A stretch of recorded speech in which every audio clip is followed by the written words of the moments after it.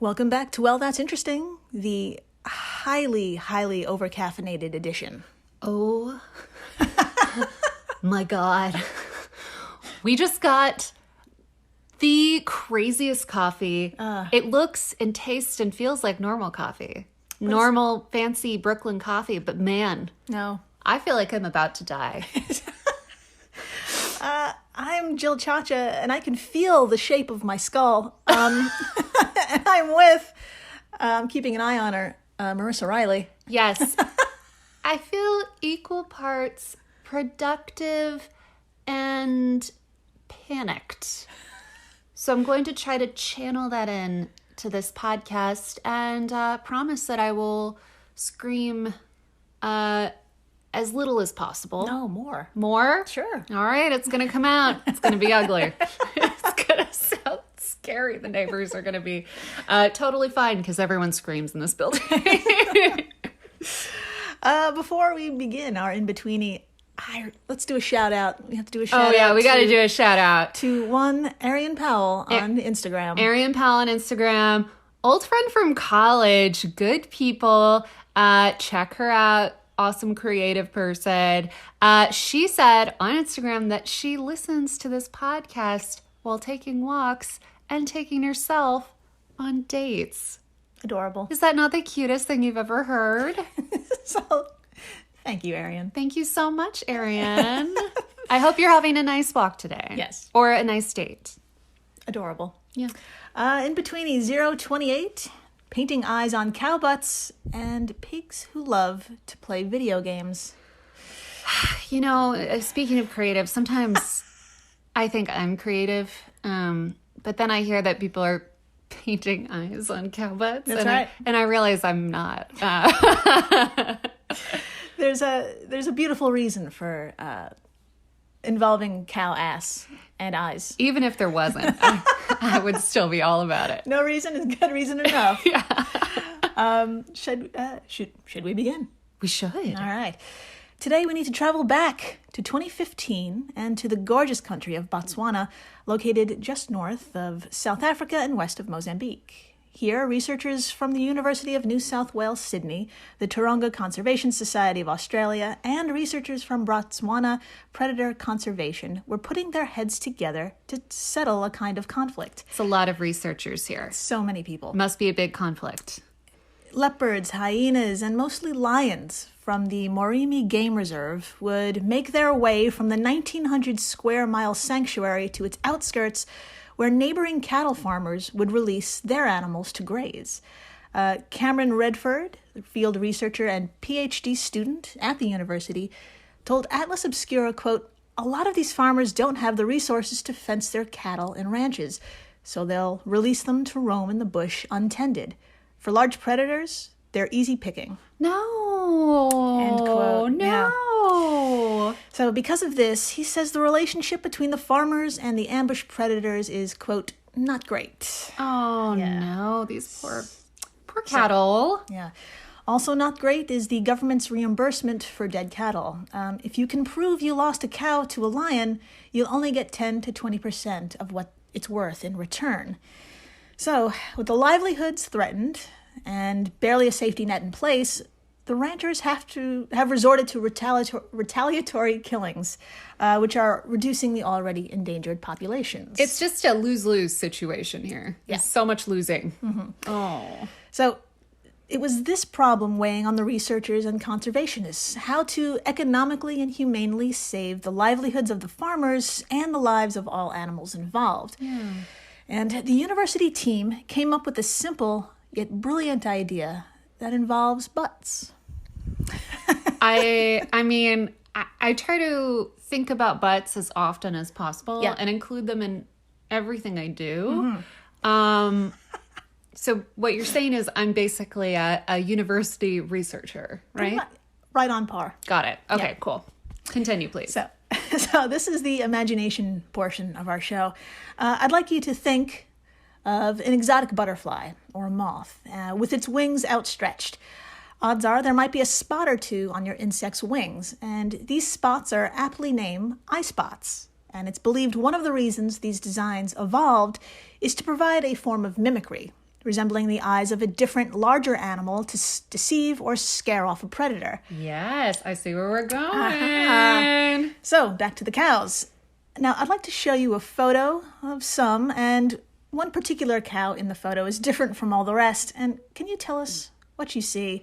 And of course, this photo will be available on our Instagram, Well, That's Interesting Pod. Yeah, it better be. This is one of my favorite photos I've ever seen. All right, so what I'm looking at is a bunch of cows from the back, so a bunch of butts. And on one of these cow butts, I would say, I don't really know if I should be calling it cheeks, but on each cheek, there is a big painted eye. There you go. And right in the middle is the tail, so it kind of looks like a nose. But essentially, it looks like a big scary monster butt. It does. Yeah. Like this butt. Big old scary face. A big scary face. Butt. This butt face.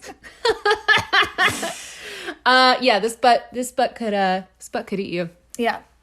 It's very large. It's a very large face. It's a large face. So what was happening here was an experiment that spanned 4 years, over 14 different herds, and involved over 2,000 cattle. A third were given a pair of these furrowed acrylic-painted eyeballs. Another third were unmarked, and the remaining received just cross marks like X's. Okay. Now, researchers theorized, quote, because predators rely on being undetected by their prey for a successful attack, aka ambush, they could perhaps trick lions into thinking they had lost this advantage and ultimately give up on the hunt, end quote. And that was from the University of New South Wales report. Now, could you do us the honor of reading the results of this booty graffiti as reported by Atlas Obscura? Nothing would make me happier, Jill. All right. Quote, while 15 unmarked cows and 4 cross-marked cows were killed by predators, not one of the cows with eye spots over the 4-year study became big cat food. Oh my God. The low-cost method was enough to turn even the most skeptical farmers into believers. At first, they thought it was a joke, but when they saw it was working, they were happy to see us coming back, said Cameron Radford. And, quote, none of them got killed. No. Oh my God. It totally worked. It was a massive success. Holy shit. Amazing. So, speaking of low cost, here's another photo of the paint set available to the ranchers. Now, let's take a look inside. Would you like to describe what this set includes? It's got, let's see, 2 cans of paint, one black, one yellow. Looks like it comes with a stencil. I don't know what this big blue tube thing is. It looks like a yoga mat, which is strange. I don't know. I don't know what they're, maybe they're like, do yoga, so you don't think about it as much. And then it's got, I don't know, contact adhesive. Yeah. I guess that's for the stencil. Paint brushes, a stapler. Which is odd. Which is also odd. Maybe they can staple papers. Organization? Organization is good. I'm not sure. But yeah, it's everything you need to make this happen. To make to paint some cow ass. Yeah, a little craft project. There you go. So let's also remember that animals, and especially predators, are pretty damn smart. Dr. Neil Jordan, a University and Taronga Western Plains Zoo researcher, noted habituation may become a problem, and habituation meaning the predators may get used to and eventually ignore the deterrent, and eventually realizing they're not real eyes. Yeah. In the university's report, he suggested the eye spots should be, quote, one of a number of tools that could prevent carnivore livestock conflict. No single tool is likely to be a silver bullet. Good end point. Quote. Yeah.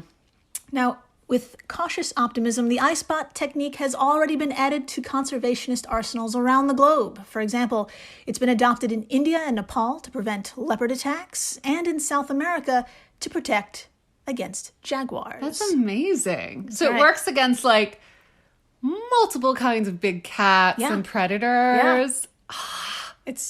It's so simple and so damn fascinating. This is the coolest thing I've ever heard. I have nothing funny to say. I'm just like fully impressed by this. Fully impressed. The The only thing I can think of to improve the situation is googly eyes. Oh! Can you imagine? Like, that'd be great. Like, but really big ones? Yeah, comical. Big. I'm like the size of like a dinner plate. Yeah. One on each ass. You gotta mix up the eyeball situation. Oh my God. You know? Can you imagine the cow walking around? The googly eyes are like flipping out. Ah! I love it. So consider that. And please stay with us because after the break, we're going to just talk about pigs having a fucking blast playing video games. I love that. Stay tuned. Please do. Hello, everyone. You may recognize me as Gabby from the History of Everything podcast. And my name is Brenna, and you don't recognize me from anything yet. Together, we're two scientists who explore all of the weird little questions and conspiracies of the universe in our new podcast, Mystery of Everything. Everything has an explanation. We hope. But that is what we're here to figure out. We will dive into the science behind many popular conspiracy theories, such as vaccines causing autism, flat earth theory, and was the moon landing fake? And if so, why the heck would anyone even do that? But it's not just conspiracies. There's a lot of cool mysteries that we will attempt to use science to explain, such as near-death experiences, what made the Vikings go berserk, and can I control my co-host with MK Ultra? Wait, what? Anyway, make sure to check out the Mystery of Everything podcast everywhere where you find your podcasts. We're the All Creatures Podcast. Each week, Angie and I explore and share amazing details about the many animals we share our world with. Plus, Chris and I are both PhD scientists and educators. So we do the deep dives in the scientific research and then come back and share what we learn in a fun and casual way. We also speak with other scientists, animal experts, activists, and many other conservation enthusiasts from all over the planet. So you can find the All Creatures Podcast wherever you get your podcasts. Hey everyone, Jill Chacha here from Well, That's Interesting, and I am absolutely thrilled to tell you about Spotify for podcasters. I use it, I love it, and it all started by downloading the free Spotify for Podcasters app, which has all the tools you need in one place to record and edit your masterpiece of a podcast. Spotify for Podcasters also distributes your show to all major platforms. So when you hit publish, your episodes will stream not only on Spotify, but I'm talking about the Apples, the Googles, Stitcher, Good Pods, the other ones. You get the idea. And you can monetize your podcast with no minimum listenership required. You could also set up monthly subscriptions and record ads just like this one. So what are you waiting for? Download Spotify for Podcasters today and start changing the world. Oh, and please, stay interesting. And we're back. We are so back. We're so back. And I keep drinking this coffee even though I know I shouldn't. We both are. And we're why both. Why don't we just throw it away? I don't know. It tastes really good, and I think as New Yorkers, we're addicted to anxiety. Yes. So we're like, if we can drink it, let's drink our anxiety. let's drink the anxiety. Anyway, we are back. The cows are fine. Let's move on to pigs. Let's do it. Okay. Pigs that took part in a study over 20 years ago, but their achievements are only getting recognition now in 2021. Aww. Way back in January of 1997, Penn State University researcher Stanley Curtis teamed up with Candace Croney, director of Purdue University's Center for Animal Welfare Science, teamed up to see to what extent our porky friends can learn and problem solve. The project's volunteers were 2 Yorkshire pigs named Hamlet and Omelette. Amazing. And 2 micro pigs, Ebony and Ivory. Oh my God. Oh. I know. I'm dying. I'm dead. There she goes. Dead. She's gone. All right, well, it's just you and me now, Arian. So the challenge ahead for these little piggies was a big one. They were about to partake in a joystick-operated video game that put even baboons, gorillas, and chimpanzees to the test. So here's our other interactive portion of the show. Would you please close your eyes? Okay. And imagine the throwback Atari game, Pong. I remember it. Fantastic. It well. Fantastic. That game, this game is kind of designed in relation to that game. Okay. Now, picture a small black TV screen about a foot in diameter. Okay. And in the middle of the screen is a teeny white ball. Okay. Now, it's the ball the pig will have to move, and the goal is to move it into a lit rectangular shape that randomly appears on the screen. Ah. Now, to direct the ball, the pig will have to manipulate a joystick using only their little snouts. Aww. I know, and this already puts them in a disadvantage compared to primates who have, fingers and hands. So, could the pigs not only overcome the physical difficulty of this task, but, quote, grasp the very difficult concept that the thing they were manipulating, the joystick, was having its effect on a two-dimensional computer-generated ball that they could not touch, smell, or interact with directly? That sort of conceptual learning is a huge mental leap for any animal, as this would never happen in the real world, end quote, said Candace Croney in an Associated Press interview. Well, from what I've heard, pigs are incredibly intelligent. Yeah. And that is one of the biggest defenses when people say they don't eat pork, is because they don't want to eat these smart, beautiful creatures. I know. They are so smart. Yeah, and this study was kind of hidden for 20 years, and it's... Oh, let's get to the results. Okay. It's pretty great. So, needless to say, to test if a creature can think in abstract terms is pretty fucking difficult. And on top of that, there's no, natural interest or instinct for a pig to give a shit about video games. Right? So, where do you even start? How do you even get them interested? How do you teach a pig about joysticks and screens?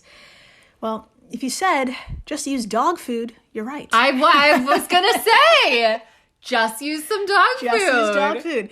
Now, would you please read from the study itself about how they learned to love joysticks? Absolutely. Let me just move my horrifying coffee out of the way.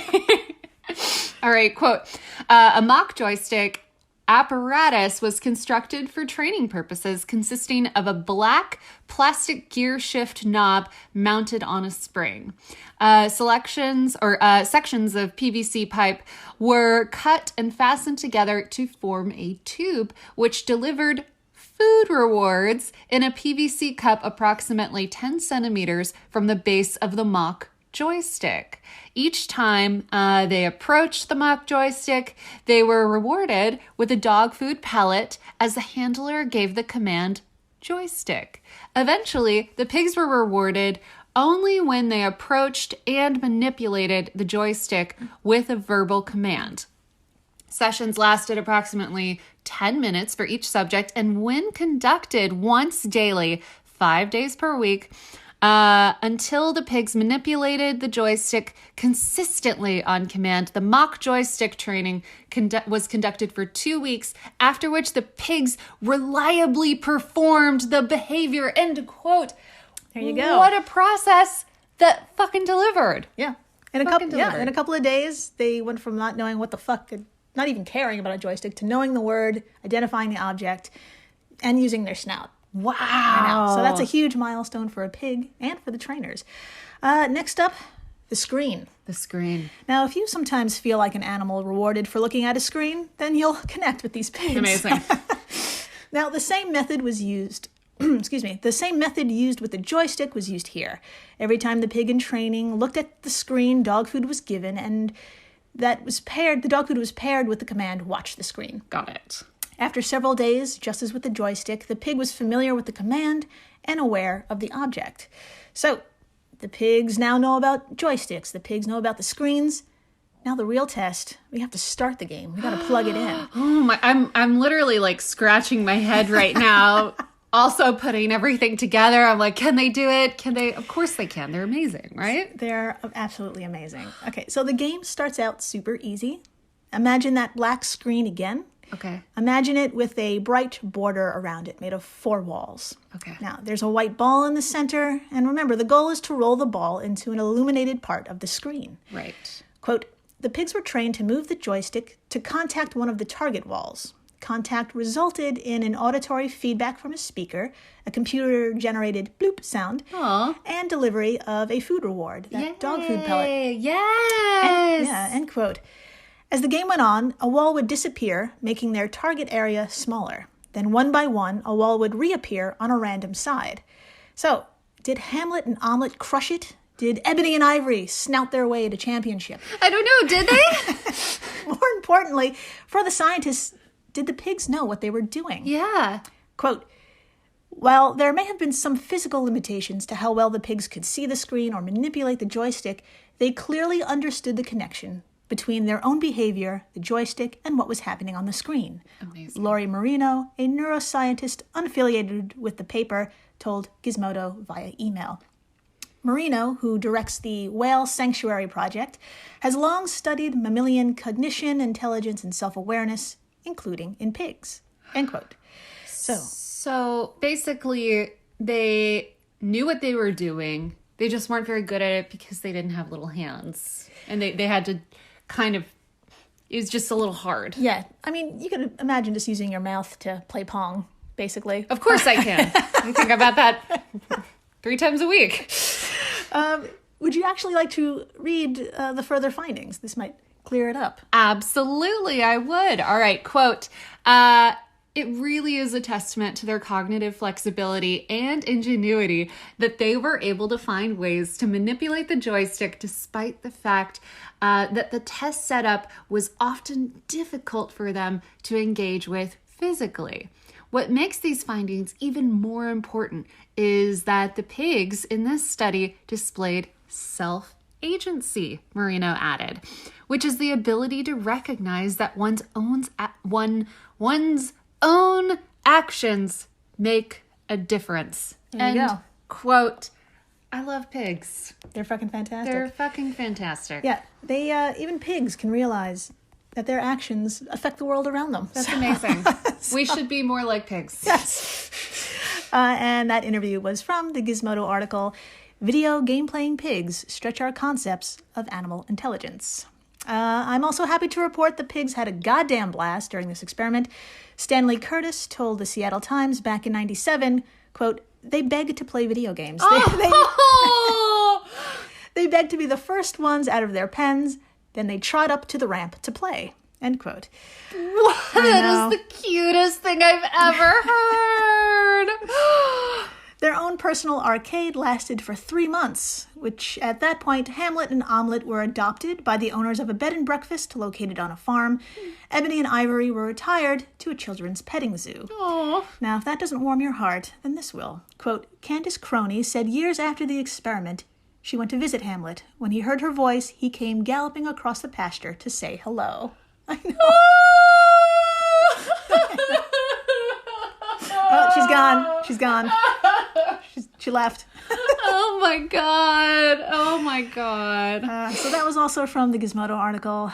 And you know what? Let's also end this episode with a photo of, now it just says the Yorkshire pig, which could be either Hamlet or Omelette. But would you like to see a photo of either Hamlet and Omelette playing the video game? Nothing would make me happier in this whole giant world.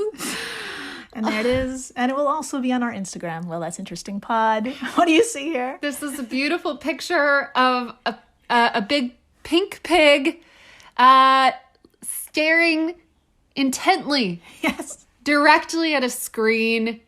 Its little mouth is on a joystick, and it actually looks really well set up for a pig.